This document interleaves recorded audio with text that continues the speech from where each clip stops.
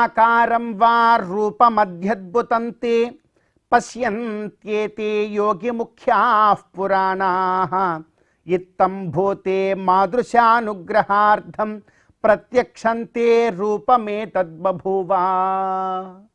అత్యంత పవిత్రమైనటువంటి ఈ మార్గశిర మాసంలో శుభోదయ వేళలో దేవదేవుడైనటువంటి శ్రీమన్నారాయణుణ్ణి, కలియుగ ప్రత్యక్ష దైవమైనటువంటి శ్రీ వెంకటేశ్వర స్వామి వారిని పరిపరి విధాలుగా శరణాగతి చేస్తూ ఉత్తమమైన ఈ మార్గశిర మాస శుభోదయ సమయాన్ని మనం చరితార్థం చేసుకుంటూ ఉన్నాం. ఈ మార్గశిర మాసంలో భగవత్తత్వాన్ని చక్కగా అవగతం చేసుకొని భగవంతుడు గురించి పరితపించిపోతూ భగవద్ దర్శనార్థం ఎంతగా అయితే మనం నిత్యము నిరంతరము కూడా భగవంతుణ్ణి ఉద్దేశించి ఆరాధిస్తాము, అంత గొప్పదైనటువంటి ఫలాన్ని మరి మనందరం కూడా పొందవచ్చును. ప్రహ్లాదాదులు ఎందరో ఉన్నారు, భక్తి మార్గం ఎలా ఉంటుందో మనకు నేర్పి చూపినటువంటి వారు. ఆళ్వారాదులు ఎందరో ఉన్నారు, ఎలాంటి మార్గంలో మనకెళ్లాలో ఉపదేశించినటువంటి వారు. విఖనో మునీంద్రులు, భృగు మరీచి, అత్రి కశ్యపాదులున్నారు, భగవంతుణ్ణి ఎలా అర్చించాలో మనకు నేర్పినటువంటి వారు. మరి ఇంతమంది చాలా సులువుగా అరటి పండు వడిచి మనకు ఆస్వాదించడానికి, భుజించడానికి యోగ్యంగా ఫలములు మన ఎదురుగా ఏర్పాటు చేసినా కూడా భుజించలేకపోతే అది కేవలము మన యొక్క దురదృష్టము మాత్రమే కదా అవుతుంది. అందుకే ఏమాత్రము దాన్ని దురదృష్టముగా మనము మలుచుకోకుండా అదృష్టంగా భావించినట్లయితే ఈ మార్గశిర మాసంలో భక్తి ప్రపత్తులతో మనం ముందుకు వెళ్ళే ప్రయత్నం చేయాలి. భగవద్ దర్శనం కోసం పరితపించిపోతూ ఎప్పుడెప్పుడు తిరుమల దివ్య క్షేత్రానికి చేరుకొని కటివరద హస్తాలతో చల్లనైనటువంటి చూపులతో మనల్ని చూసేటువంటి వాణ్ణి మనం ఎప్పుడు చూస్తామా అనేటువంటి ఒకానొక కోరిక మనలో కలగాలి. అదే చెప్తున్నారు శాస్త్రంలో. వెంకటాచల మహాత్మ్యం మనకు ఇలా వర్ణన చేస్తూ ఉన్నది.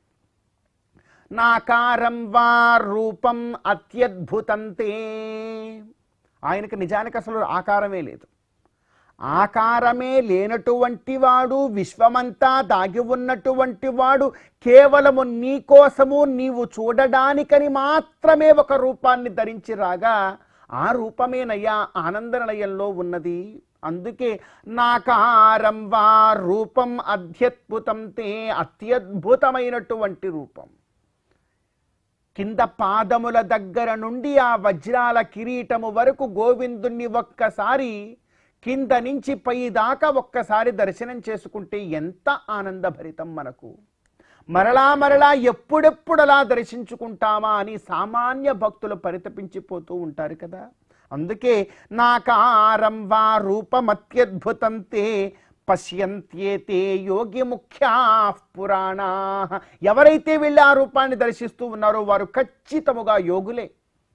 వారికి ఎంతో గొప్ప భాగ్యం ఉంటే తప్ప అటువంటి దర్శనం రానే రాదు. అందుకే పశ్యంత్యేతే యోగి ముఖ్యాః పురాణాః ఇత్తం భూతే మాదృశానుగ్రహార్థం. మరి మనందరం కూడా కోరుకోవాలి.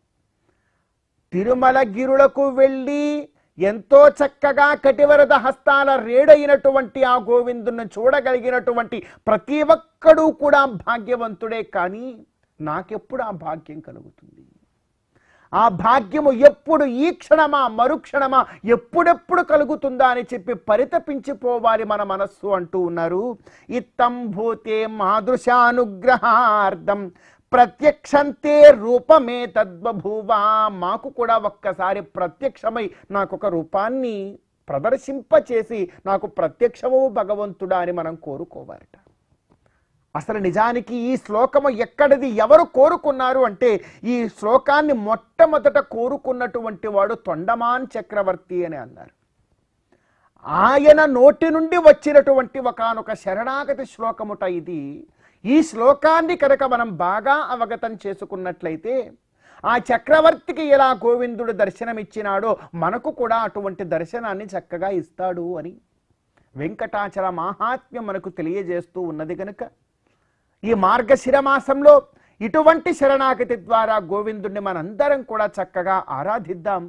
గోవిందుడి యొక్క అనుగ్రహంతో ఈ మార్గశిర మాస శుభోదయ సమయాన్ని మనం చరితార్థం చేసుకుందాం.